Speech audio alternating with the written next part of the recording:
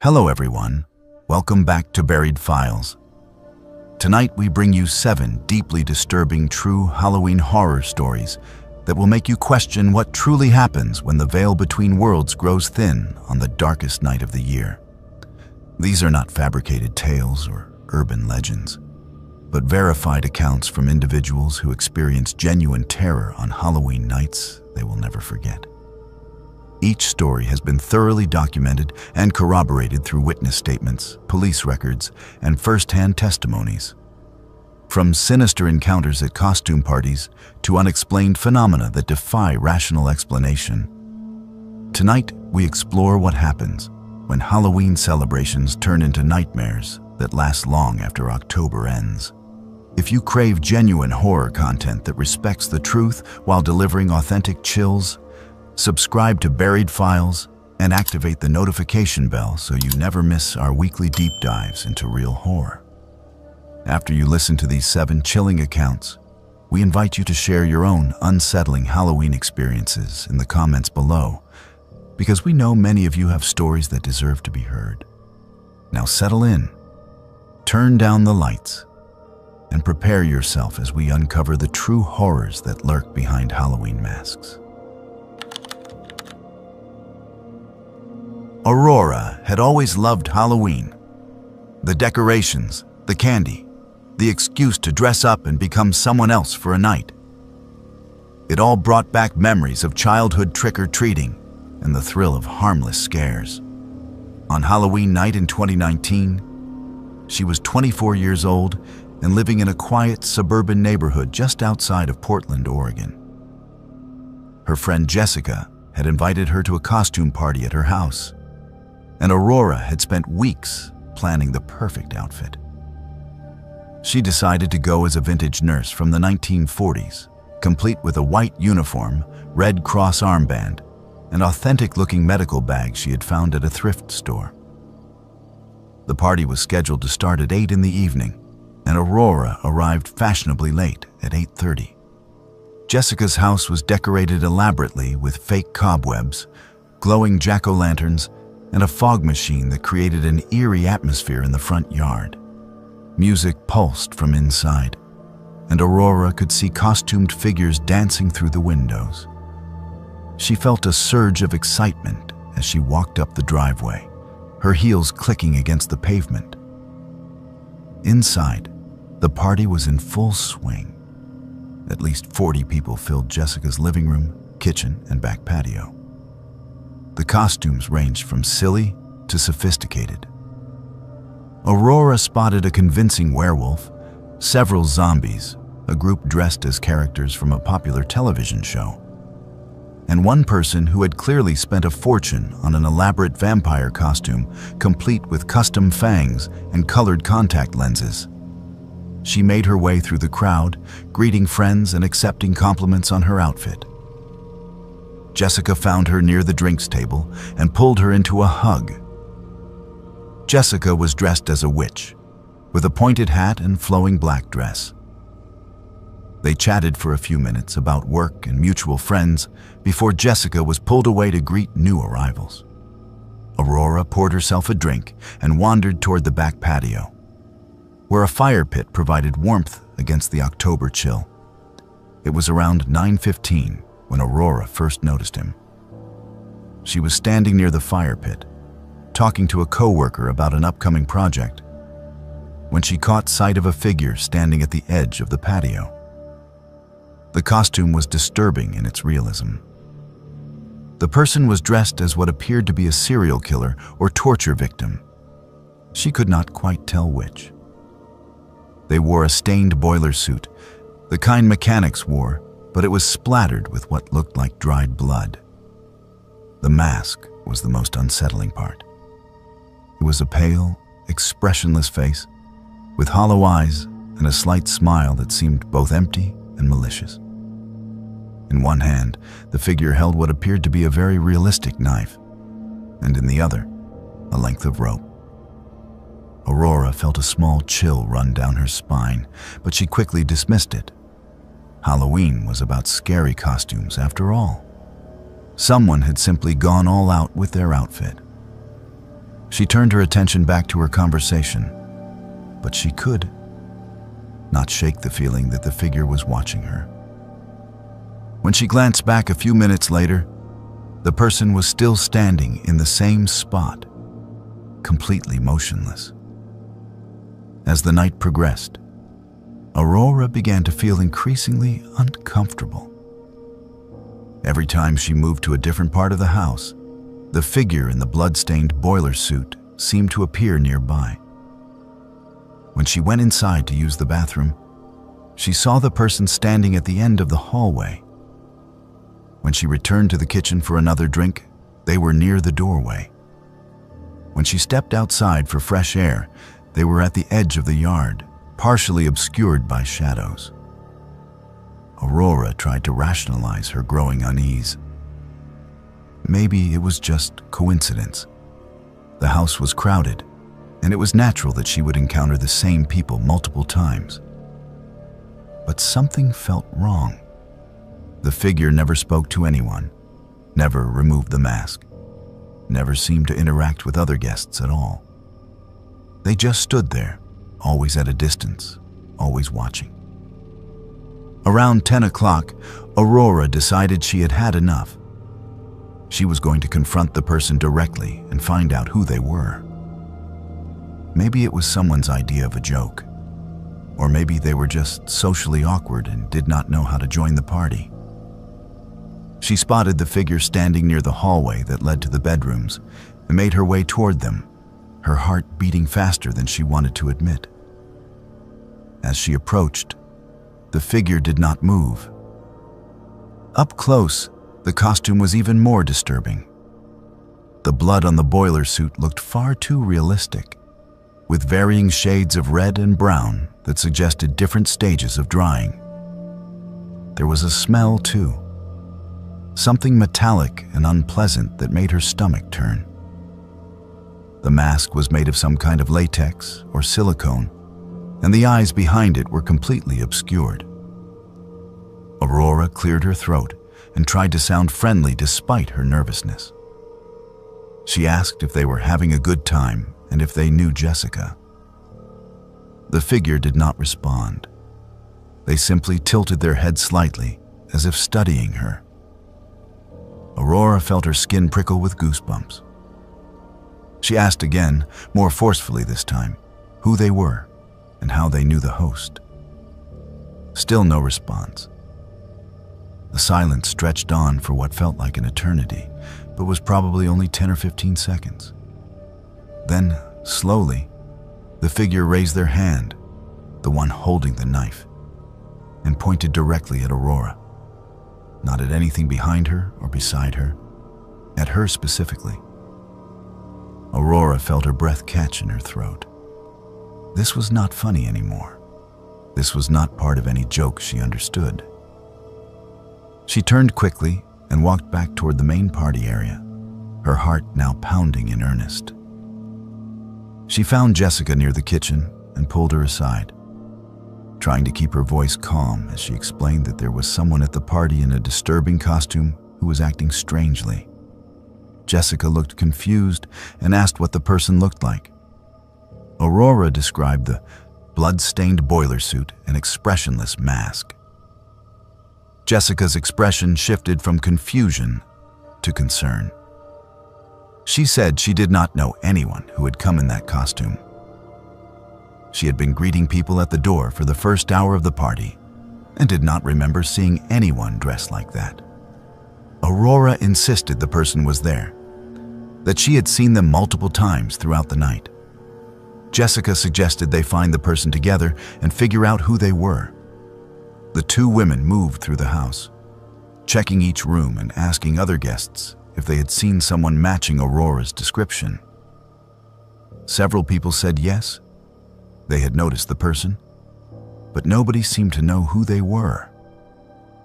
One guest mentioned that the costume had made them uncomfortable as well. Another said they had tried to talk to the person earlier, but had been completely ignored. Jessica's concern deepened. She asked her boyfriend, who was also at the party, to help search the house more thoroughly. They checked the bedrooms, the basement, even the garage.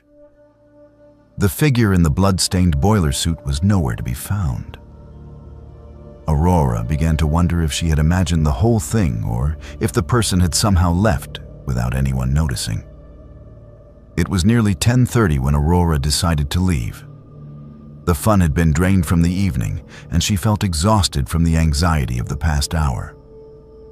She said her goodbyes to Jessica and promised to text when she got home safely. As she walked to her car, which was parked on the street about half a block away, she tried to shake off the unsettled feeling that had taken hold of her. The street was quiet, with only a few porch lights illuminating the darkness. Most of the neighborhood families had finished with trick-or-treating hours ago, and the suburban area felt almost deserted. Aurora reached her car and fumbled with her keys, her hands shaking slightly from a combination of cold and residual fear. That was when she saw movement in her peripheral vision. She turned her head sharply and felt her blood run cold. The figure in the blood-stained boiler suit was standing on the sidewalk about 20 feet away, perfectly still, watching her. Aurora's hands trembled as she finally managed to unlock her car door. She threw herself inside and immediately locked the doors, her breath coming in short gasps. The figure began to walk toward her car. Not running, just walking with slow, deliberate steps. Aurora fumbled with her keys again, trying to get them into the ignition. Her hands were shaking so badly that she dropped them on the floor. She bent down frantically to retrieve them, and when she sat back up, the figure was standing directly beside her driver's side window. Aurora screamed. She could see the mask up close now, pressed almost against the glass. The hollow eyes seemed to bore into her, and she could see that the blood on the boiler suit was not fake. It was too dark in some places, too shiny in others, with a texture that no costume shop could replicate. This was real blood, fresh blood. She finally got the key into the ignition and started the engine. The figure reached out and tried the door handle, pulling at it repeatedly. Aurora threw the car into drive and pressed the accelerator, the tires squealing as she pulled away from the curb. In her rearview mirror, she could see the figure standing in the middle of the street, watching her go. Aurora drove straight to the nearest police station, her entire body trembling. She barely managed to compose herself enough to explain what had happened to the officer at the front desk. She told them about the figure at the party, about being followed to her car, about the blood on the costume that looked too real. The officer took her statement seriously and immediately dispatched units to Jessica's address and to the street where Aurora had been parked. Police searched the area for over an hour, but found no trace of anyone matching the description. They did, however, find something that made Aurora's blood run cold all over again. On the sidewalk near where her car had been parked, they discovered a digital camera. It was an older model, the kind that used removable memory cards. The police took it as evidence and later reviewed the contents. The memory card contained hundreds of photographs, images of different people at different locations, all taken without the subject's knowledge. There were photos of women leaving work, walking to their cars, entering their homes. There were photos taken through windows at night. And there were photos from Jessica's Halloween party, dozens of them, all focused on Aurora. Pictures of her talking to friends, pictures of her getting a drink, pictures of her walking through the house. The final photos on the card had been taken outside, showing Aurora's car from various angles, with timestamps indicating they had been taken over the course of several weeks leading up to Halloween. The investigation revealed that someone had been stalking multiple Halloween events throughout the Portland area that night. Several other women at different parties reported seeing a person in a blood-stained boiler suit acting strangely. One woman claimed the person had followed her for several blocks before she managed to get inside her apartment building and lock the door. Another reported finding muddy footprints on her back porch the morning after Halloween, along with evidence that someone had tried to open her sliding glass door. Despite the evidence and multiple witness reports, the person was never identified. The costume likely came from a regular store, and the mask was a common style available at dozens of retailers. There were no fingerprints on the camera, and no DNA evidence could be recovered from the items found at the scene. The investigation eventually went cold, filed away as an unsolved case of stalking and harassment. Aurora never attended another Halloween party. The holiday that had once filled her with joy and nostalgia now only brought back the memory of that expressionless mask pressed against her car window, and the sickening realization that the blood on that costume had been real. She moved to a different neighborhood 6 months later and installed a sophisticated security system in her new home. She still sees that mask sometimes in her dreams, always watching, always silent, always just out of reach. And every Halloween, she makes sure all her doors and windows are locked well before the sun goes down. Nicholas had taken the job at Harvest Moon Farm more out of necessity than passion. He was 22 years old, between semesters at community college, and needed money to help pay for textbooks and rent. The farm ran a haunted corn maze attraction every October, and they were looking for scare actors who could work nights and weekends. The pay was decent, and Nicholas figured scaring tourists would be more entertaining than flipping burgers or stocking shelves at a retail store. The farm was located about 30 miles outside of Des Moines, Iowa, surrounded by flat agricultural land that stretched to the horizon in every direction. The corn maze itself covered nearly 15 acres and had been designed with a complex pattern of paths that could take visitors anywhere from 45 minutes to 2 hours to navigate, depending on their luck and sense of direction.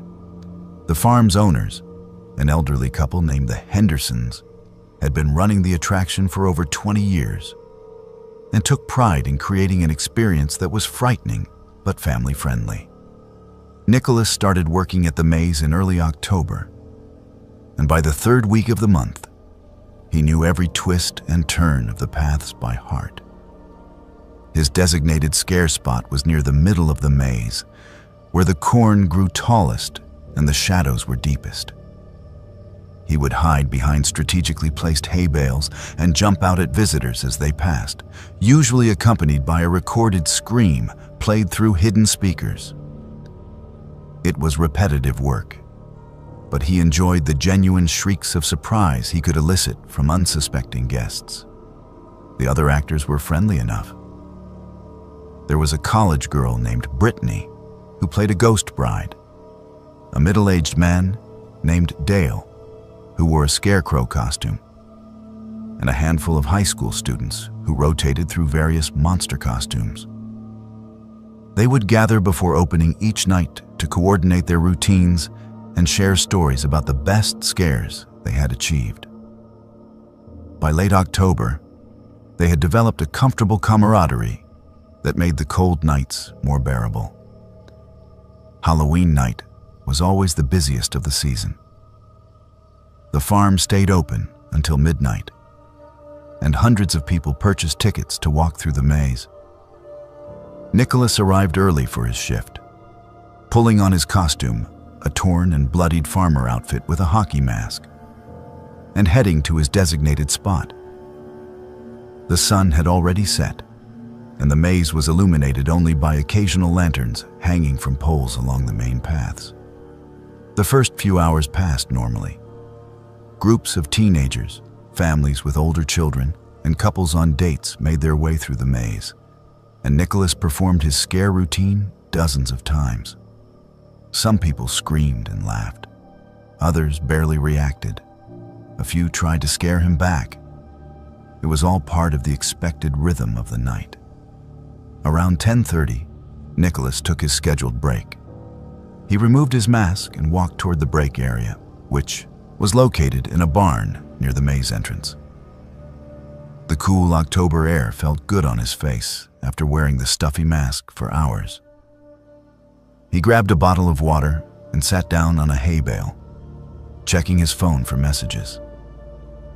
That was when he heard it, a voice calling his name. Not his stage name or a generic shout, but his actual name, Nicholas. The voice was faint, as if coming from deep within the maze, but it was clear enough that he could distinguish the syllables. He looked around, thinking one of the other actors was playing a prank on him, but everyone was either inside the barn or stationed at their own scare spots. He stood up and walked toward the edge of the maze, listening carefully.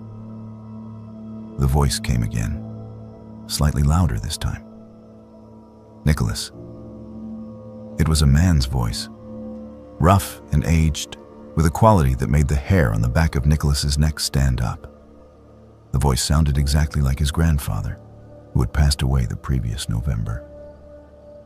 They had been close, and Nicholas had taken his death hard. Hearing that familiar tone, that specific cadence, sent a wave of emotion and confusion through him. Nicholas knew he should ignore it. He was supposed to be on break, and wandering into the maze alone was against the rules the Hendersons had established for safety reasons. But something compelled him forward. He stepped into the maze entrance and began following the sound of the voice.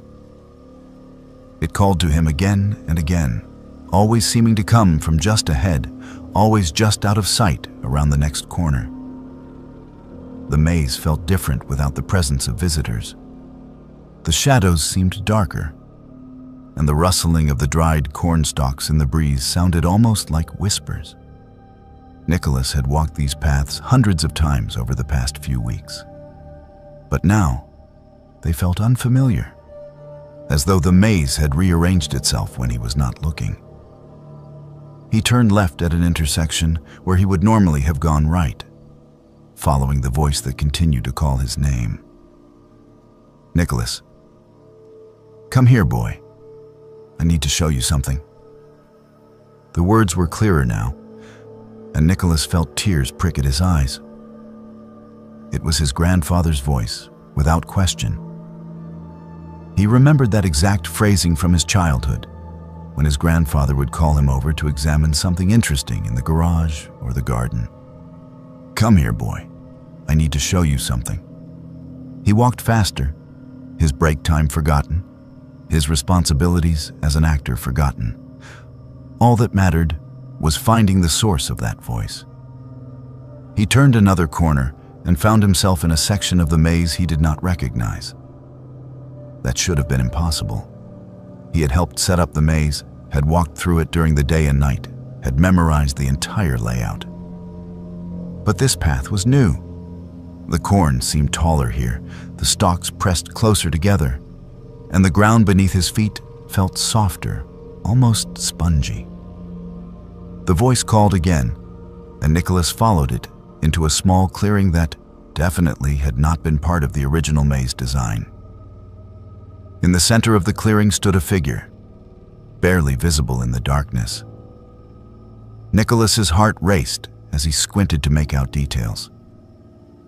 The figure was tall and thin, wearing clothes that looked like they belonged to a different era. As Nicholas's eyes adjusted, he recognized the silhouette, the slightly stooped posture, the way the figure held his hands clasped behind his back, the flat cap his grandfather had always worn when working outdoors. Nicholas tried to speak, but his voice caught in his throat. The figure turned toward him, and in the faint moonlight that filtered through the corn stalks, Nicholas could see his grandfather's face. It looked exactly as he remembered, down to the deep wrinkles around the eyes and the silver stubble on the chin. But something was wrong. The eyes were empty, dark pools that reflected no light, and the smile on the face was too wide, stretching beyond what should have been anatomically possible. The figure raised one hand and pointed toward the ground at the edge of the clearing.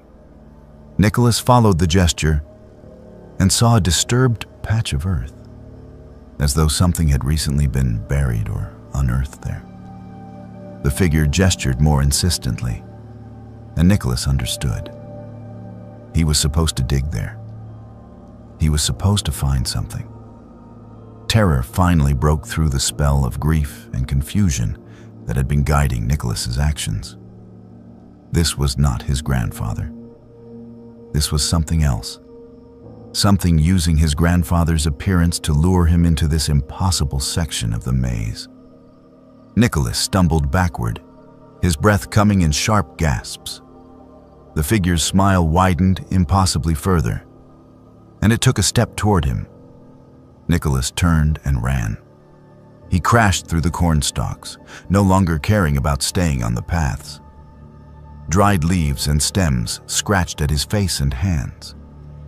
He could hear movement behind him, something large pushing through the corn, keeping pace with his desperate flight. He ran until his lungs burned and his legs threatened to give out, until he finally burst onto a main path he recognized. Other actors were there, and visitors too, all looking at him with concern and confusion. Brittany, the ghost bride actress, asked if he was all right. Nicholas could not answer. He bent over, hands on his knees, trying to catch his breath and slow his racing heart. Dale, the scarecrow, came over and put a hand on his shoulder, asking what had happened. Nicholas tried to explain, but the words came out jumbled and incoherent. He talked about hearing his grandfather's voice, about following it to a clearing that should not exist, about seeing a figure that looked like his grandfather but was not. The other actors exchanged worried glances. Dale suggested Nicholas go home early, that maybe he was coming down with something or had been working too hard. Nicholas wanted to dismiss what he had seen as exhaustion or imagination, but he could not shake the image of that disturbed earth in the clearing. After his shift ended at midnight, after all the visitors had left and the other actors had gone home, Nicholas approached Mr. Henderson and told him about the experience. He expected skepticism or dismissal, but the old farmer listened carefully and then nodded slowly. Mr. Henderson said they would check the maze in the morning after there was proper light. Nicholas went home but barely slept, his mind replaying the events of the night over and over. When dawn broke, he drove back to the farm, arriving just as Mr. Henderson was preparing to walk through the maze with a handheld GPS unit that showed the maze's layout. They started at the entrance and followed the path Nicholas had taken the night before, with Nicholas trying to remember each turn he had made. But when they reached the area where he thought the clearing should be, there was nothing unusual. Just the normal maze paths, laid out exactly as they had been designed. No clearing, no disturbed earth, nothing to suggest anything out of the ordinary had occurred. Mr. Henderson looked at Nicholas with concern and suggested he take a few days off. Nicholas agreed, feeling foolish and confused. But as they were walking back toward the barn, Nicholas noticed something on the ground near the edge of the path. A flat cap, old and weathered, exactly like the one his grandfather used to wear. He picked it up with trembling hands and showed it to Mr. Henderson. The farmer examined the cap and frowned.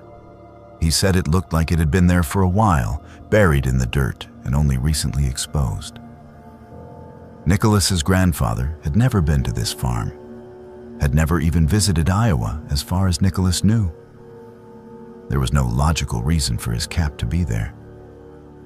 Nicholas insisted they dig at that spot, and Mr. Henderson reluctantly agreed. They returned with shovels, began to excavate carefully. About 2 feet down, they found a metal lockbox, old and rusted, but still intact. Mr. Henderson used bolt cutters to break the corroded lock, and they opened the box to find its contents remarkably well preserved inside a waterproof lining. The box contained photographs, letters, and documents. As Nicholas looked through them, his hands began to shake. The photographs showed his grandfather as a young man, standing in front of this very farm with people Nicholas did not recognize. The letters were addressed to his grandfather from someone named Henderson, discussing business matters and family affairs. The documents included a deed showing that Nicholas's grandfather had once owned a portion of the land where the farm now stood. Nicholas had never known about any of this. His grandfather had never mentioned owning property in Iowa or having any connection to this area. He called his mother that afternoon and asked if she knew anything about it. After a long pause, she admitted that his grandfather had sold some land in Iowa decades ago, before Nicholas was born. It had been part of an inheritance from his own father, but he had sold it during hard financial times. She said he had always regretted the sale and had intended to tell Nicholas about the family history when he was older. But the time had never seemed right. Nicholas realized that his grandfather, in whatever form had appeared to him that night, had been trying to ensure these family heirlooms were found before the land was developed further or lost forever. The box contained photographs of relatives Nicholas had never seen, letters that revealed aspects of his family history he had never known, and documents that proved his family's connection to this land. He quit his job at the farm the next day. He could not bring himself to work in the maze anymore, not after what he had experienced. The Hendersons understood and did not press him for details. Nicholas took the lockbox and its contents home and spent weeks going through everything, learning about his grandfather's past and his family's history. He is 23 now, and he still cannot explain what happened that Halloween night in the corn maze. He does not know if it was truly his grandfather's spirit, some kind of psychic impression left on the land, or something else entirely. But he knows he heard that voice, saw that figure, and was led to that exact spot where the lockbox had been buried for decades. Sometimes, on quiet nights, he thinks he can still hear his grandfather's voice calling to him. "Come here, boy. I need to show you something." But now, instead of fear, Nicholas feels only gratitude. Whatever had been in that maze, whatever had worn his grandfather's face, had wanted him to find those family treasures. And for that, he will always be thankful, even if he never fully understands what truly happened in that impossible clearing deep in the corn. Ellie had married her husband Marcus in June of 2015, and by October, they had just settled into their first house together. It was a modest 2-story home in a quiet neighborhood in Springfield, Massachusetts. The kind of place where children rode bicycles on the sidewalks and neighbors waved to each other while mowing their lawns. The house needed some work, but it had good bones and was located on a street known for enthusiastic Halloween celebrations. Ellie loved Halloween almost as much as she loved Christmas. She had spent the weeks leading up to the holiday decorating their front porch with carved pumpkins, fake spider webs, and strings of orange lights. She and Marcus had purchased enough candy to fill 3 large bowls, determined to make a good impression on their new neighbors and the local children. This would be their first Halloween as homeowners, their first chance to be the house that kids remembered and talked about. October 31st fell on a Saturday that year, which meant trick-or-treating would be especially busy. Ellie took the day off from her job as an elementary school teacher to prepare. She set up a folding table near their front door with the candy bowls, made sure the porch lights were working properly, and even created a playlist of Halloween-themed music to play from a speaker. Marcus came home from work at 5:30, and by 6 o'clock they were ready for the first wave of trick-or-treaters. The evening started perfectly. Families with young children began arriving just after 6, and Ellie delighted in seeing the creative costumes. There were princesses and superheroes, dinosaurs and pirates, one particularly adorable toddler dressed as a pumpkin. She and Marcus took turns answering the door, complimenting costumes and handing out generous portions of candy. The neighborhood was exactly as friendly and wholesome as they had hoped. At 8:47 in the evening, according to the timestamp Ellie would later remember checking on her phone, a child dressed as a skeleton appeared at their door. Ellie had answered, and she remembered smiling at what she initially thought was a well-crafted costume. The skeleton outfit was a black bodysuit with white bones printed on it, and the child wore a plastic skull mask that covered the entire head. The costume itself was not unusual, but something about the child felt immediately wrong. The child stood perfectly still on the porch, holding out a plastic pumpkin bucket without saying a word. Most children would say trick or treat, or at least make some sound of excitement when receiving candy. But this child remained completely silent. Ellie dropped a handful of candy into the bucket and waited for the child to leave. But they just stood there, staring at her through the empty eye sockets of the mask. Ellie asked if the child needed more candy or if they were lost, but there was no response. The child simply turned around with mechanical precision and walked down the porch steps, disappearing into the darkness of the street. Ellie felt a strange chill run through her, but she shook it off and returned to Marcus, mentioning that there had been an odd kid in a skeleton costume who had not said anything. At 9:15, the doorbell rang again. Ellie was in the kitchen refilling one of the candy bowls, so Marcus answered the door. A moment later, he called to her with confusion in his voice. When Ellie came to the door, she saw the same skeleton costume child standing on the porch, holding out the same plastic pumpkin bucket. Marcus said the child had not spoken a word, just stood there, waiting for candy. Ellie felt her unease return. She asked the child if they had already been to their house earlier, but again, there was no response. Just that silent, motionless stance, and the empty eyes of the skull mask staring at them. Marcus dropped candy into the bucket, and once again the child turned with that same mechanical precision and walked away into the darkness. Ellie and Marcus looked at each other with matching expressions of discomfort. Marcus suggested maybe the child lived nearby and was making multiple rounds to different houses. But Ellie pointed out that the child had returned to their specific house less than half an hour later. That seemed unusually quick, even for an enthusiastic trick-or-treater. At 9:42, the doorbell rang a third time. Ellie checked the peephole before opening the door, and her stomach tightened when she saw the skeleton costume. She opened the door slowly, and there stood the child, in exactly the same position, holding out the same pumpkin bucket. The costume looked identical.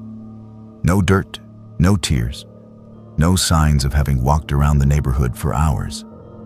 Even the plastic bucket appeared pristine, as though the candy they had given twice before had vanished. This time, Ellie spoke more firmly, asking who the child was and where their parents were. She said they had already given candy twice and that it was not appropriate to keep coming back. The child did not respond, did not move, did not show any sign of having heard her at all. After a long, uncomfortable silence, Ellie placed a single piece of candy in the bucket, hoping that would satisfy whatever strange game this was. The child turned and walked away, and Ellie quickly closed and locked the door.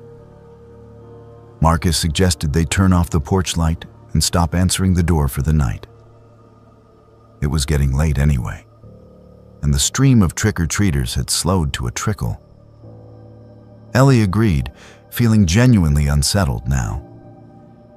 There was something profoundly wrong about that silent child and their repeated visits.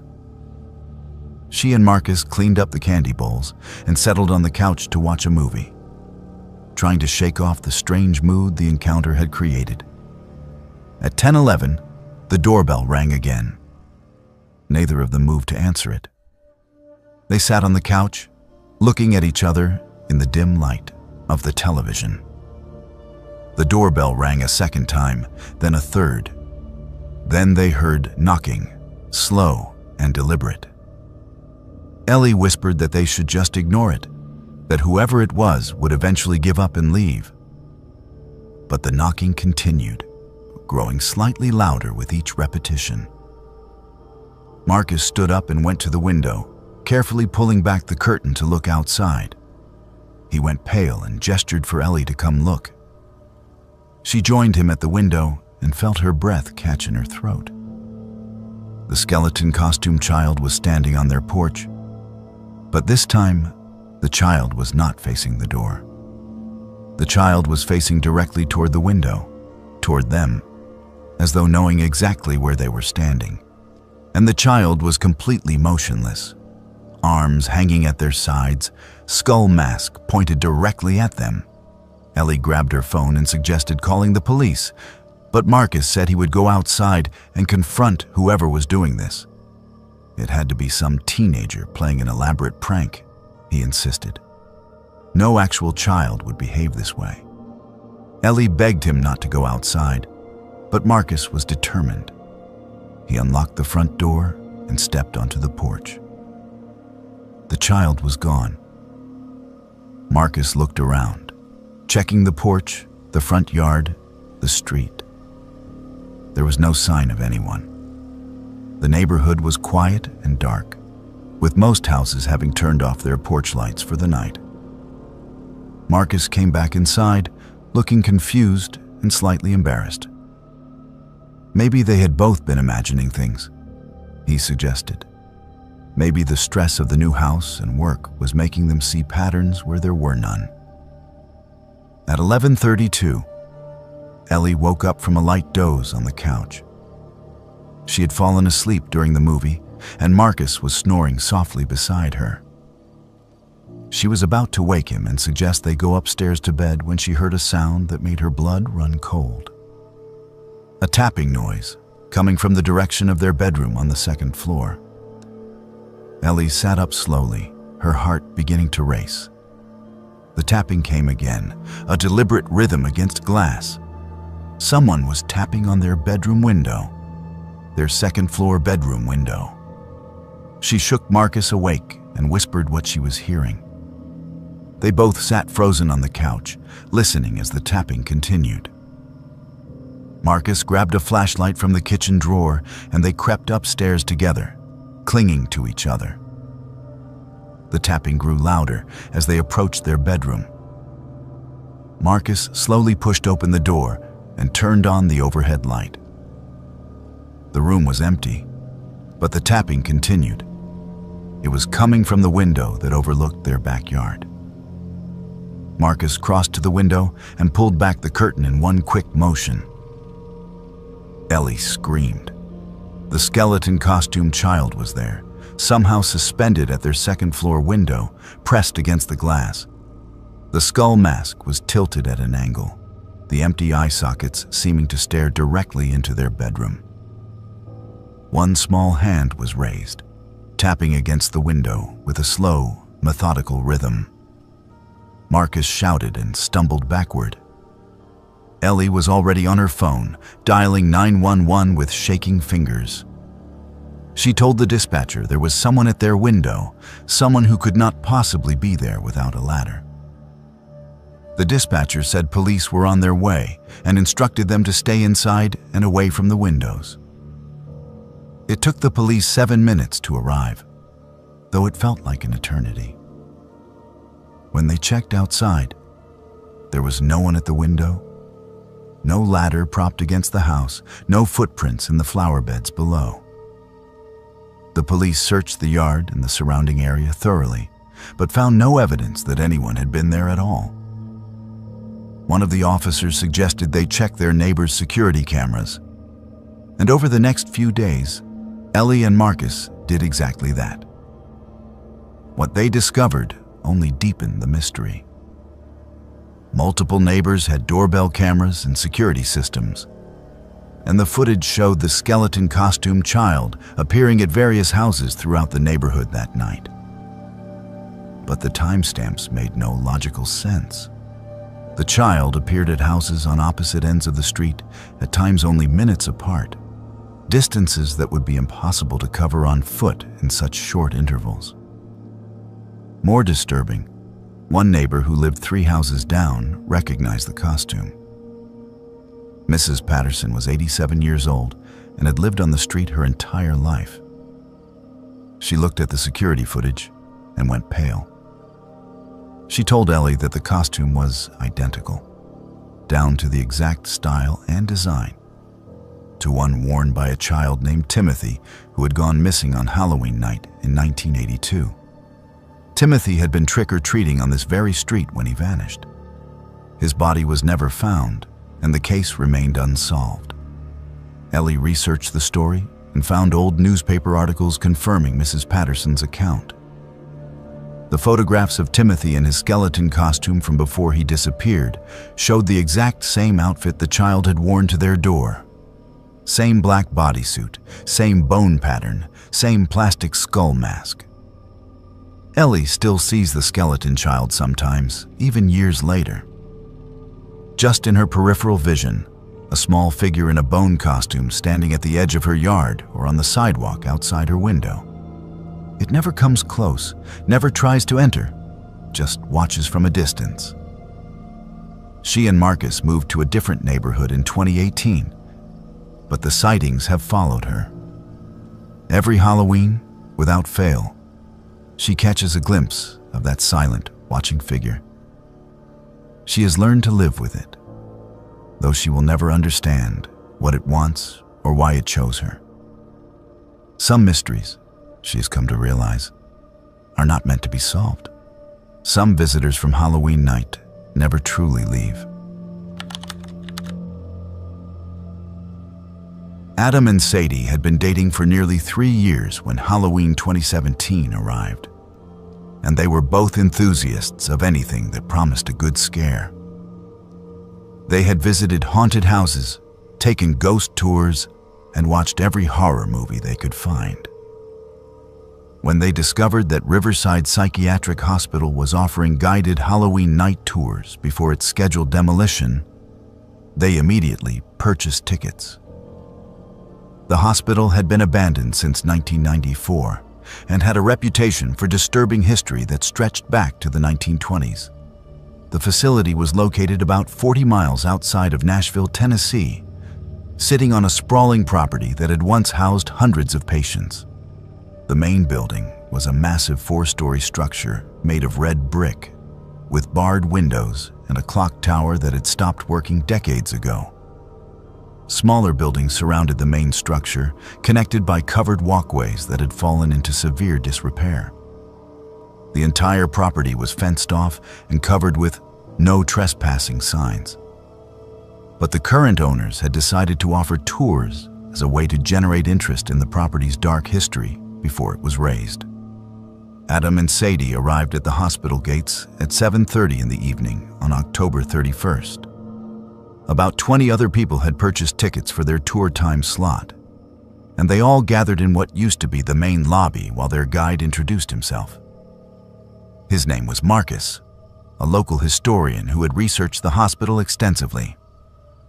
He explained that Riverside had been notorious for its use of experimental treatments, including lobotomies, electroshock therapy, and extended isolation. Multiple patients had died under suspicious circumstances, and there had been several documented cases of abuse by staff members. The tour began in the administrative wing, where offices still contained rusted filing cabinets and scattered patient records. Marcus explained that much of the hospital's documentation had been removed when it closed, but enough remained to give visitors a sense of the bureaucratic machinery that had run the facility. From there, they moved to the patient wards, long hallways lined with small rooms that had once held beds. The paint was peeling from the walls in great sheets, and water damage had caused sections of the ceiling to collapse. Sadie stayed close to Adam as they walked through the decaying building. Despite her love of horror attractions, There was something genuinely unsettling about being inside an actual location where real suffering had occurred.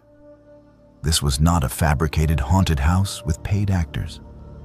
This was a place where people had been confined against their will, subjected to treatments that would be considered torture by modern standards.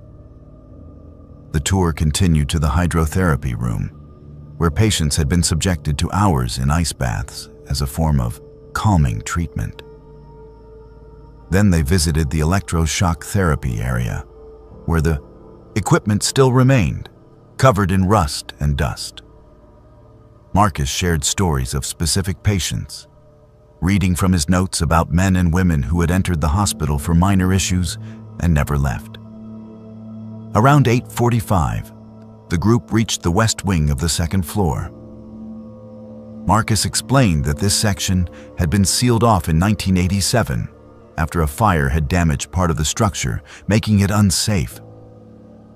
The hospital had continued operating for another 7 years, but this entire wing had remained closed and unused. They were standing at the entrance to the sealed wing, looking down a dark hallway blocked by chains and warning signs, when Adam heard it. Chanting, low and rhythmic, coming from somewhere down that forbidden hallway. He turned to Sadie and asked if she heard it too. She nodded, her eyes wide. Several other members of the tour group had also noticed the sound. Marcus frowned and said that should not be possible. The wing was structurally unsound and had been locked for decades. No one should be in there. The chanting continued, and now Adam could make out multiple voices, though he could not understand the words. It sounded like some kind of ritual or ceremony. Marcus pulled out his radio and called to the security guard who was stationed at the main entrance.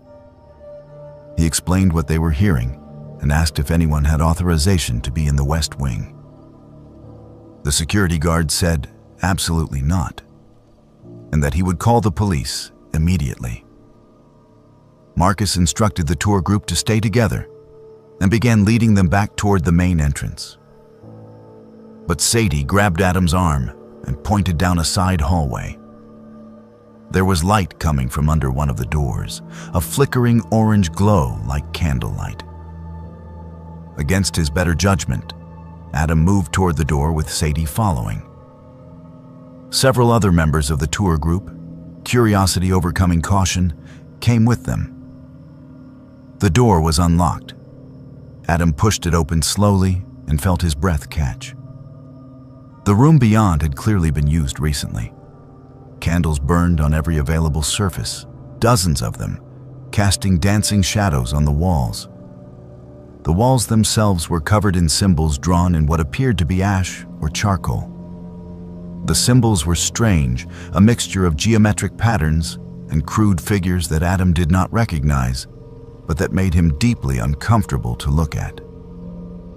In the center of the room was a circle, drawn on the floor with more of the ash-like substance. Inside the circle were offerings of various kinds. Fresh flowers that looked like they had been purchased that day. Candles burning with different colored flames. A bowl filled with what might have been herbs or incense. And most disturbing, photographs. Dozens of photographs arranged in a spiral pattern, all showing people's faces. Adam stepped closer to examine them and felt Sadie grip his arm tightly. Her photograph was there. A picture of Sadie that looked like it had been taken from a distance, showing her leaving her apartment building. Adam's hands started to shake as he looked at the other photographs. He recognized several other members of their tour group. There were also photographs of people he did not recognize, but all of them appeared to be recent, taken within the past few months based on the clothing and settings. Marcus had followed them into the room and now stood frozen in the doorway. He pulled out his phone and started taking pictures of everything, his face pale in the candlelight. Sadie was crying softly, asking why her picture was there, asking what this meant. Adam did not have answers, but every instinct he had was screaming at him to get out of this building immediately.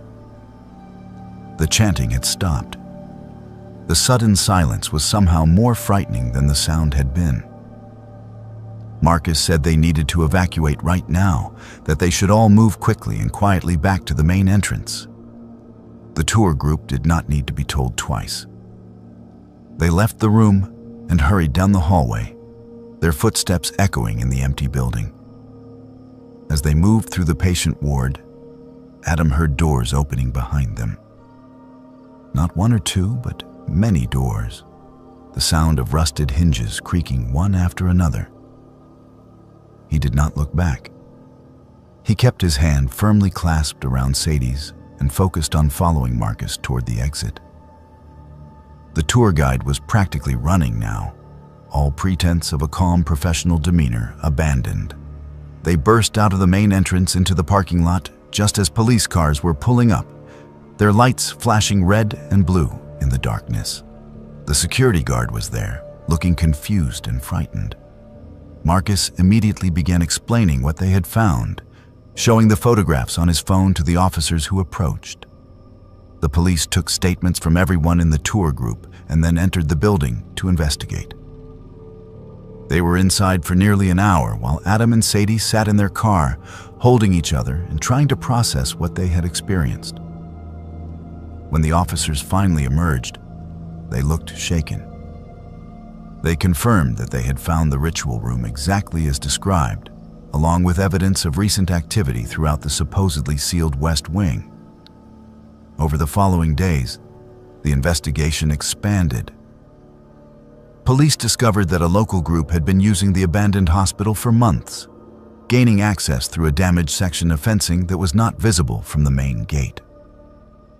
The group consisted of 8 members who practiced a form of folk magic that combined various regional traditions with their own invented rituals.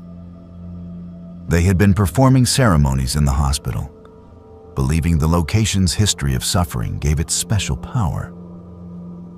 The photographs were part of what they called cleansing rituals, meant to protect or purify the people depicted.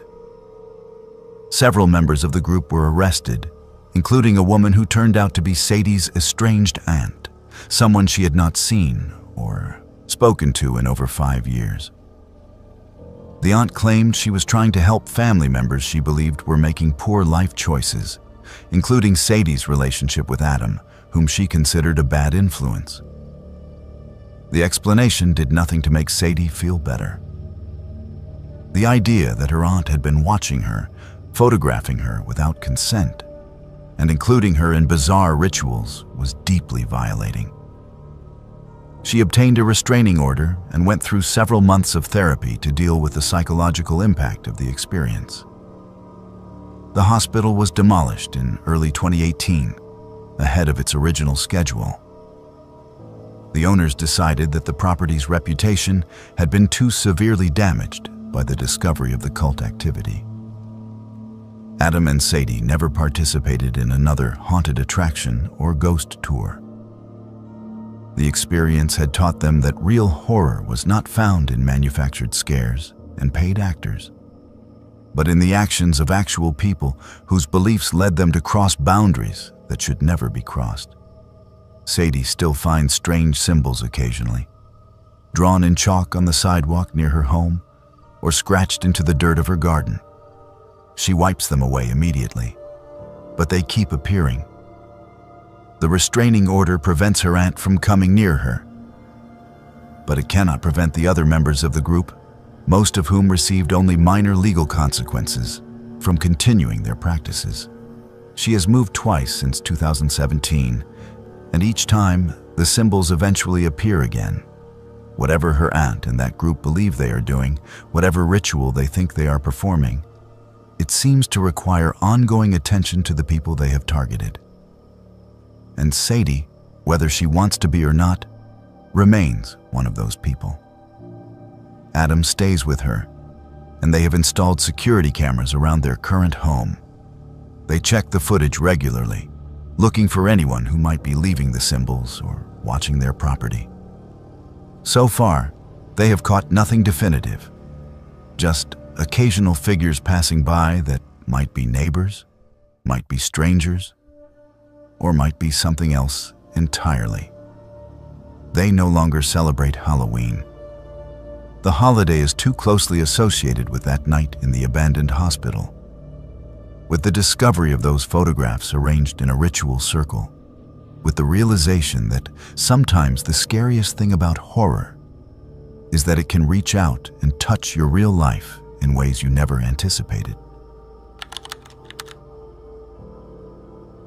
Gavin had never been a fan of Halloween. At 29 years old, he found the holiday exhausting and juvenile, preferring to spend October 31st working rather than attending parties or handing out candy. In 2016, he was working as a nurse at St. Elizabeth Hospital in downtown Chicago, and he had volunteered to take a double shift on Halloween night. The extra money would help with rent, and it gave him a legitimate excuse to avoid his roommate's loud costume party. His shift ended at 11:30 in the evening, and Gavin was exhausted as he drove home through the streets of Chicago. The city was still alive with Halloween revelry. Groups of costumed adults stumbled between bars, and scattered trick-or-treaters accompanied by parents hurried home with their candy hauls. Gavin just wanted to get to his apartment, take a hot shower, and sleep for 10 hours straight. He lived in a mid-rise apartment building in the Lakeview neighborhood, a fairly nice area with a mix of young professionals and families. The building was 8 stories tall, with Gavin's apartment located on the 5th floor. As he pulled into the parking garage, he could hear music thumping from somewhere in the building. His roommate's party was apparently in full swing. Gavin took the elevator up, pressing the button for the 5th floor while leaning against the wall and closing his eyes briefly. The elevator dinged and the doors opened. He walked down the familiar hallway, past the decorative plant his neighbor Mrs. Chen had placed near the stairwell entrance, past the apartment where the college students lived and were always leaving their shoes in the hallway. Everything looked normal and familiar. He reached his apartment door and pulled out his keys, fumbling with them in the dim hallway lighting. The key slid into the lock, but when he turned it, nothing happened. The door was already unlocked. Gavin frowned. His roommate Derek was usually careful about locking the door, especially during parties. Maybe someone had stepped out for a cigarette and forgotten to lock it behind them. Gavin pushed the door open and stepped inside. The apartment was dark and quiet. The music he had heard in the parking garage must have been coming from a different floor. He felt along the wall for the light switch, and that was when he noticed something was wrong. The furniture was in the wrong place. The couch that should have been directly ahead of him was gone, replaced by what looked like a dining table in the dim light from the hallway. His hand found the light switch and he flipped it on. Gavin stood frozen in the doorway, his tired brain struggling to process what he was seeing. This was not his apartment. The layout was identical. Same entrance hallway, same open-plan living area, same kitchen to the left. But everything else was different. Different furniture, different decorations on the walls, different color scheme. The apartment was decorated in earth tones and had a more feminine aesthetic than the cluttered bachelor pad he shared with Derek. Gavin took a step backward, realizing he must have gotten off the elevator on the wrong floor. But that made no sense. He had pressed the button for 5. He had walked past the familiar landmarks in the hallway. This had to be the 5th floor, unless he had somehow pressed 4 by mistake and not noticed. Before he could back out of the apartment and check the floor number, he heard voices. They were coming from the bedroom, which was located at the far end of the apartment. A man and a woman, and they were arguing. The woman's voice was high and frightened, pleading. The man's voice was angry, aggressive, escalating with each exchange. Gavin's nursing instincts kicked in. Someone might be hurt, someone might need help. But his common sense was screaming at him to leave immediately, to get out of this apartment that was not his, and call security. He stood paralyzed in the entrance, caught between the urge to help and the knowledge that he was trespassing. The argument in the bedroom grew louder. The woman was crying now, begging. Gavin heard something crash, the sound of breaking glass. The man was shouting obscenities. Gavin pulled his phone from his pocket with shaking hands and dialed 911. He whispered to the dispatcher that he had accidentally entered the wrong apartment, and there was a violent domestic dispute happening. He gave the building address, but realized with horror that he did not actually know what floor he was on. The dispatcher asked him to repeat the information, and Gavin was whispering the address again when he heard the sound that would haunt him for years. A single gunshot, impossibly loud in the enclosed space of the apartment. Then a heavy thump, like something falling. Then silence. Gavin's blood turned to ice. The phone was still against his ear, the dispatcher asking if he was still there, asking what was happening. But he could not make his mouth form words. He stared down the hallway toward the bedroom, where he could now see a strip of light under the door. A shadow moved across that strip of light, and Gavin realized the man was coming out of the bedroom. Pure survival instinct took over. Gavin looked around frantically for a place to hide. The apartment's coat closet was right beside him, its door slightly ajar. He slipped inside and pulled the door shut as quietly as possible, his heart hammering so hard he was certain it could be heard throughout the entire apartment. The dispatcher's voice was still coming from his phone, asking questions, and he pressed the phone against his chest to muffle the sound. Through the crack in the closet door, Gavin could see the man emerge from the hallway. He was tall, maybe 6 feet, with a heavy build and wearing jeans and a white undershirt. His hands were shaking, and he was holding a pistol at his side. The man's face was contorted with a mix of rage and panic. He moved through the living area, and Gavin held his breath, pressed against the coats and jackets hanging in the closet. The man went to the front door, which Gavin had left wide open in his panic. He peered out into the hallway, looking left and right. Then he closed the door and locked it. He stood there for a moment, pressing his forehead against the door, his shoulders heaving as though he might be crying or hyperventilating. Then he turned around and walked back toward the bedroom. Gavin waited in the closet, counting the seconds, his lungs burning from holding his breath. He could hear the dispatcher's tiny voice still coming from his phone, and he slowly brought it back to his ear. He whispered that there had been a gunshot, that someone was hurt or dead, that the shooter was still in the apartment and he was hiding in a closet. The dispatcher told him to stay on the line, that police were already on their way, that he should stay hidden and stay quiet. Minutes crawled by.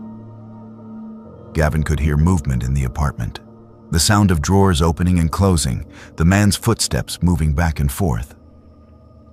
At one point, the man walked past the closet, so close that Gavin could have reached out and touched him through the door. He squeezed his eyes shut and prayed the man would not check the closet. After what felt like hours but was probably closer to 8 or 9 minutes, Gavin heard the most beautiful sound he had ever experienced. Sirens, multiple sirens, growing louder as they approached the building. He heard them cut off suddenly, indicating the emergency vehicles had arrived. The man in the apartment cursed, and there was more crashing sounds, things being thrown. Then came the sound of heavy footsteps in the hallway outside and authoritative voices shouting, "Police, open the door!" The man in the apartment was yelling back, his words incoherent. Gavin pressed himself further back in the closet, terrified that the situation was about to become even more dangerous. There was a loud crash as the door was forced open. Then the sound of multiple officers rushing in, shouting commands. "Drop the weapon! Get on the ground! Hands where I can see them!" Gavin heard the man shouting something back, then more scuffling sounds. After several tense seconds, he heard an officer call out that the suspect was in custody. Only then did Gavin push open the closet door. He stumbled out with his hands raised, identifying himself to the officers who immediately pointed weapons at him, until they verified he was the person who had called 911. An officer quickly escorted him out of the apartment and into the hallway, where Gavin finally looked at the number on the door. 413. He was on the 4th floor, not the 5th. He had gotten off the elevator one floor too early and had walked to the apartment directly below his own. Other officers were rushing past him into the apartment, and he heard one of them calling for paramedics. The woman who had been shot was still alive, he learned later. The bullet had hit her in the shoulder, and she had lost consciousness from shock and blood loss. But she survived. If Gavin had not accidentally entered the wrong apartment, if he had not called 911 when he did, she likely would have bled to death while her boyfriend fled the scene. The boyfriend was charged with attempted murder and several other crimes. During the trial months later, prosecutors presented evidence that he had planned to kill his girlfriend over a suspected affair, dump her body, and flee the state. Gavin's unexpected intrusion and immediate call to police had disrupted that plan and ultimately saved the woman's life. Gavin moved to a different building 3 months after the incident. He could not bring himself to live in the same place anymore, knowing that one floor below his apartment, someone had almost been murdered while he was arriving home. He installed 3 different locks on his new apartment door and developed an obsessive habit of checking and rechecking that he was on the correct floor whenever he used an elevator. He is 32 now and has changed careers, no longer working as a nurse. The trauma of that Halloween night, combined with the stress of testifying at trial and the realization of how close he had come to being killed himself, led to burnout and anxiety that made it impossible for him to continue in healthcare. He works in medical billing now, a job that requires no direct patient contact and carries no risk of accidentally stumbling into life or death situations. He still has nightmares about hiding in that closet, about seeing the shadow of a man with a gun moving through the apartment, about hearing that single gunshot echo through rooms that were not his own. And every time he approaches his apartment door, he pauses and double-checks the number, making absolutely certain he is at the right place. Because he has learned that a simple mistake, being on the wrong floor at the wrong time, can change everything. Sometimes being in the wrong place saves a life, and sometimes it almost costs you your own.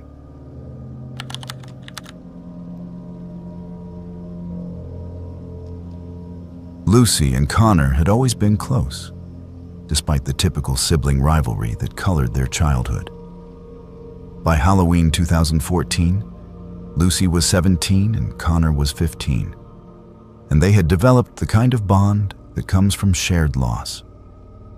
Their older brother Daniel had died 5 years earlier in a car accident when he was only 19. The tragedy had changed their family irrevocably, leaving a void that never quite healed. Their parents rarely talked about Daniel anymore. The grief was too raw, too immediate, even after 5 years. His bedroom remained exactly as he had left it, a shrine that nobody entered except their mother, who would sometimes sit on his bed and cry when she thought nobody was watching. Lucy and Connor had learned to carry their grief silently, supporting each other through the waves of sadness that would hit at unexpected moments. On Halloween night in 2014, their parents had been invited to a costume party at a friend's house. They asked if Lucy and Connor wanted to come along, but both teenagers declined. They were too old for trick-or-treating and not interested in adult parties. They would stay home, watch scary movies, and hand out candy to the neighborhood kids. Their parents left around 7:30, promising to be home by midnight. By 9 o'clock, the stream of trick-or-treaters had slowed to nothing. Lucy and Connor sat in the living room, scrolling through their phones and half watching a horror movie marathon on television. Connor suggested they do something more interesting, something that would make the night memorable. He had been reading about seances online and thought it might be fun to try conducting one. Lucy was skeptical but intrigued. She had always been interested in the paranormal, watching ghost hunting shows and reading about supposedly haunted locations. She knew seances were supposed to be dangerous if not done correctly. But she also thought most of the warnings were probably just theatrical nonsense, meant to add drama.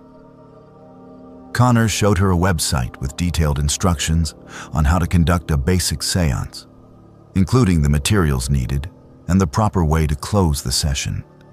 They gathered supplies from around the house, candles from the kitchen drawer, a small mirror from the bathroom, and personal items that had belonged to Daniel. His old baseball cap, a photograph from his high school graduation, and a watch their father had given him. They carried everything down to the basement, which was partially finished with a carpeted area that served as a rec room and a storage area filled with boxes and old furniture. Lucy arranged the candles in a circle on the basement floor, while Connor set up the mirror in the center. They placed Daniel's belongings around the mirror and sat down facing each other with the candles between them. The instructions said they should turn off all electric lights and use only candlelight. So Connor flipped the switch at the bottom of the stairs, plunging the basement into darkness except for the flickering flames.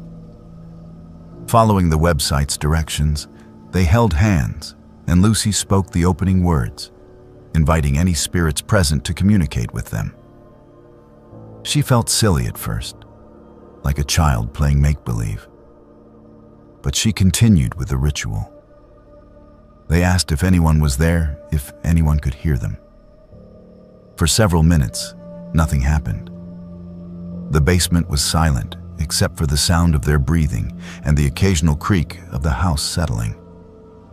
Connor suggested they try addressing Daniel specifically. Lucy hesitated, suddenly feeling like they were crossing a line they should not cross. But Connor insisted, pointing out that they were just trying to say hello to their brother, to let him know they still thought about him. Lucy agreed, and together they called out Daniel's name, asking if he was there, if he could give them a sign. The candles went out, all of them simultaneously, as though someone had blown on them with tremendous force. Lucy and Connor sat in complete darkness, still holding hands, their grips tightening in sudden fear. Lucy tried to speak, to make a joke about a draft, but her voice came out as barely a whisper. She asked Connor if he had matches to relight the candles. Before Connor could respond, they heard it. A voice, Daniel's voice, unmistakable and clear, calling their names. Lucy, Connor. The sound came from the far end of the basement, near the storage area. Lucy felt tears spring to her eyes immediately. It sounded exactly like their brother, the same tone and inflection she remembered from countless childhood interactions. Connor called out to the voice, asking if it was really Daniel. The response came quickly. "It is me. I miss you." Lucy felt her heart breaking and mending simultaneously.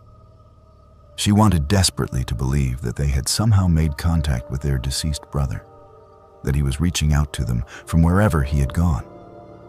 But then the temperature in the basement dropped noticeably. Lucy could see her breath forming small clouds in the darkness, illuminated by the faint light that filtered down from the upstairs hallway. The voice called their names again, but this time something was different. The tone was slightly off, the cadence not quite right. "It is me. I miss you." The exact same words, repeated identically. Connor whispered that something felt wrong. Lucy agreed, her earlier excitement curdling into unease. The voice called again, and this time they could hear that it was not quite Daniel's voice.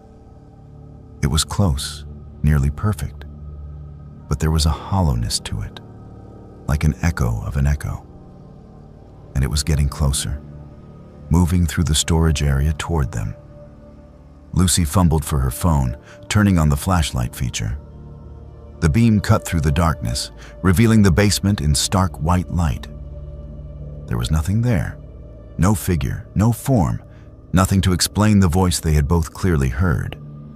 But the temperature continued to drop, and now they could hear other sounds. Movement in the darkness beyond the flashlight's reach. Objects shifting, boxes scraping against the concrete floor. Connor tried to remember the closing ritual from the website. They needed to formally end the seance and dismiss whatever presence they had invited. Lucy could not remember the exact words, and Connor's hands were shaking too badly to pull up the website on his phone. They fumbled through what they remembered, speaking over each other in their panic. The voice spoke again, but this time it no longer sounded anything like Daniel. It was deeper, rougher, inhuman. The words were incomprehensible, a string of sounds that hurt to hear, that made Lucy's head throb and her stomach turn. Connor grabbed her hand and pulled her toward the stairs. They ran up together, stumbling in their haste, and Connor slammed the basement door behind them. They stood in the kitchen, breathing hard, staring at the closed basement door. From the other side, they could hear sounds. Crashing, banging, things being thrown or broken. Lucy remembered the website's warning about properly closing a seance, about the importance of dismissing any entities that might come through. They had invited something, and they had not sent it away. Connor found the website again on his phone and read the closing ritual out loud, both of them standing at the basement door and speaking the words together. They commanded any spirits present to leave, to return to where they came from, to cause no harm and have no power in this place. As they spoke, the sounds from the basement grew louder, more violent, as though whatever was down there was angry at being dismissed. Then, abruptly, everything went silent. The temperature in the house returned to normal. The feeling of oppressive wrongness that had filled the air dissipated. Lucy and Connor stood at the door for several more minutes, listening, but there were no more sounds from below. When their parents came home shortly before midnight, they found Lucy and Connor sitting in the living room with all the lights on, looking shaken and pale. They asked what was wrong, but neither teenager could bring themselves to explain. They just said they had watched a particularly scary movie and were feeling jumpy. The next morning, Lucy volunteered to go down to the basement first to see what damage had been done.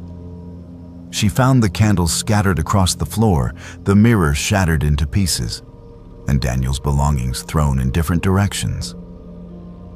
But most disturbing were the marks on the walls. Long scratches, like fingernails or claws, had been dragged across the painted drywall, forming patterns that hurt to look at directly. Their parents never found out the truth about what happened that Halloween night. Lucy and Connor cleaned up the basement together, painted over the scratch marks, and threw away the broken mirror. They told their parents a story about knocking over some boxes while looking for Halloween decorations and accidentally breaking an old mirror. Connor is 20 now and still refuses to talk about that night. He avoids discussing Daniel entirely, shutting down any conversation that might lead to reminiscing about their older brother. Lucy suspects he is afraid that speaking about it will somehow invite that presence back into their lives. Lucy is 22 now and has developed an obsessive interest in paranormal protection. Her apartment is filled with religious symbols from various traditions, salt lines at every threshold, and iron nails hidden above the doorways. She has read dozens of books about spiritual protection and cleansing rituals. She knows her friends think she has become strange and overly superstitious. But she does not care, because Lucy still sees the shadows. Sometimes, in her peripheral vision, she catches glimpses of a figure that resembles her brother. But when she turns to look directly, there is nothing there. Just an empty space where something had been standing a moment before. The figure never approaches, never tries to interact, just watches from corners and doorways. She has tried cleansing rituals, blessings, and prayers, but nothing makes the shadow go away permanently. It always comes back, always watching, always wearing her dead brother's face. And deep down, Lucy knows it will never stop. She and Connor opened a door that Halloween night, and even though they closed it, something had already come through. Something that had been waiting for an invitation, for a chance to cross over, for two grieving siblings foolish enough to call out to the darkness and expect only love to answer. The seance was supposed to bring them closure, a chance to say goodbye to the brother they had lost. Instead, it brought them something else entirely. Something that pretends to be Daniel when the lights go out, something that calls their names in a voice that is almost right, but never quite perfect. And that something is still here, still watching, still waiting for another chance to be invited back in. Isla, Henry, and Amelia had been friends since their freshman year at Northern Michigan University, and by October 2018, they were seniors looking to make the most of their final year together. All three were 21 years old and had developed a tradition of seeking out the most extreme Halloween attractions they could find each year. They had visited haunted houses, terror trails, and zombie experiences across the state, always looking for the next thrill that would push their limits. When they heard about Blackwood Farm's haunted hayride, advertised as Michigan's most intense Halloween experience, they knew they had to go. The farm was located about 90 miles from campus, deep in rural woodland outside of Traverse City. The attraction's website warned that it was not for the faint of heart, that actors were allowed to touch guests, and that participants would need to sign liability waivers. The promise of genuine fear was exactly what Isla and her friends were seeking. They drove to the farm on Halloween night, arriving just after dark. The property was impressive in its commitment to atmosphere. A dirt road led through dense forest to a large clearing where the main farmhouse stood, illuminated by orange and purple lights. Dozens of carved pumpkins lined the pathways, and fog machines created an eerie mist that hung low over the ground. Music with discordant sounds and screams played from hidden speakers, and costumed actors roamed the grounds, staying in character as they interacted with arriving guests. The three friends purchased their tickets at a booth decorated to look like a decrepit ticket office from a horror movie. The attendant, wearing gruesome makeup that made him look like a corpse, handed them clipboards with waivers to sign. Isla skimmed the document quickly. It was standard liability language about assuming risk of injury, acknowledging that actors might touch them or use props in close proximity, and agreeing not to touch or strike any actors even if frightened. She signed without hesitation, as did Henry and Amelia. They were assigned to the 9:30 hayride and joined a group of about 15 other people waiting near the boarding area. The wagon itself was an old-fashioned flatbed trailer piled with hay bales arranged as seats, pulled by a restored antique tractor. The driver wore a burlap mask and did not speak as guests climbed aboard. Isla sat between Henry and Amelia on a hay bale near the middle of the wagon, feeling her anticipation build as the tractor's engine roared to life. The hayride began by taking them deeper into the woods surrounding the farm. The trail was narrow, with trees pressing close on both sides. Every few minutes, the wagon would stop and costumed actors would emerge from the darkness, screaming and lunging at the guests. There were zombies crawling out of shallow graves, chainsaw-wielding maniacs who revved their modified chainsaws with the chains removed, and creatures wearing elaborate masks and costumes. About 20 minutes into the ride, they entered a clearing that had been set up as a torture chamber scene. There were props scattered around, a mock guillotine, wooden racks meant to look like medieval torture devices, and hanging cages that swayed in the breeze. Several actors dressed as executioners and torturers were staged throughout the area, performing their roles with commitment to the gruesome theme. As the wagon slowed to a stop, one of the actors approached Isla's side of the hayride. He was wearing a blood-stained leather apron and a hood that obscured his face. He pointed directly at Isla and gestured for her to come with him. This was apparently part of the show, pulling guests off the wagon to participate in staged scenes. Isla hesitated for only a moment before standing up, determined to play along and get the full experience. The actor took her hand and helped her down from the wagon, leading her toward one of the torture prop areas. Henry and Amelia called out encouragement, laughing at the spectacle. The other guests on the wagon watched with interest, some recording with their phones. Isla let herself be positioned near one of the wooden racks, expecting the actor to perform some rehearsed routine while the wagon watched. But as the actor's grip tightened on her wrist, Isla felt the first real spike of alarm. He was holding her too hard, his fingers digging into her skin in a way that hurt. She tried to pull back slightly, but his grip only strengthened. He leaned close to her ear and whispered something that made her blood run cold. The words were not part of any scripted performance. They were genuine threats, crude and disturbing, spoken in a tone that carried real menace. Isla tried to laugh it off, thinking perhaps he was just really committed to his role. But when she looked into his eyes through the holes in his hood, she saw something that did not belong in any haunted attraction. There was genuine malice there, a predatory hunger that had nothing to do with entertainment. She pulled harder against his grip and called out to her friends, trying to keep her voice light, but letting some of her genuine fear show through.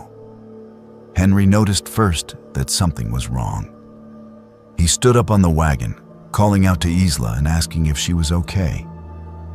The actor holding Isla responded by pulling something from his pocket, a zip tie, the kind used for securing cables or restraining hands. He moved to fasten it around Isla's wrist with practiced efficiency. And that was when Isla truly panicked. She screamed, not the performative scream of someone enjoying a haunted attraction, but a genuine cry for help. She tried to wrench her arm away, but the actor was stronger than her and had already gotten one end of the zip tie secured.